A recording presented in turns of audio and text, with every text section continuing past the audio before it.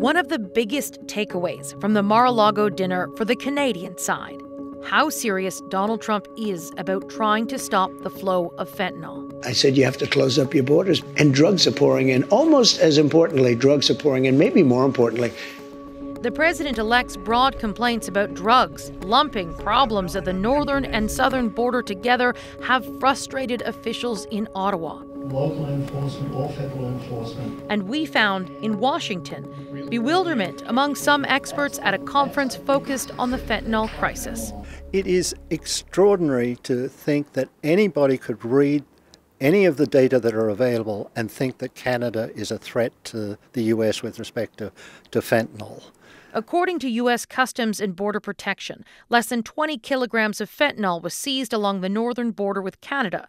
Compare that to more than 9,000 kilograms at the southern border with Mexico. The main source of the fentanyl is outside of Canada and the United States. And that is?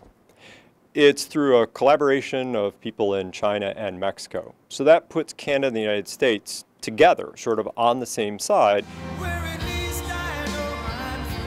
So if it's not about fentanyl, what might Trump really be after? According to one of his allies, he could want Canada to make some sweeping changes. If you don't go after the money, you can't stop drug trafficking. David Asher led a Trump-era task force on fentanyl. He says Ottawa needs to toughen its racketeering laws and give authorities bold new powers to go after banks involved in money laundering, some of it comparable to the Patriot Act in the U.S. So Prime Minister Trudeau has the power to fix these things. I think if he goes ahead and announces that he's going to pass new laws and introduce new laws first that address these gaps, it'll help with President Trump, I'm certain. So when the day comes... At the fentanyl conference, there is some agreement about Canada needing to deal with broader challenges.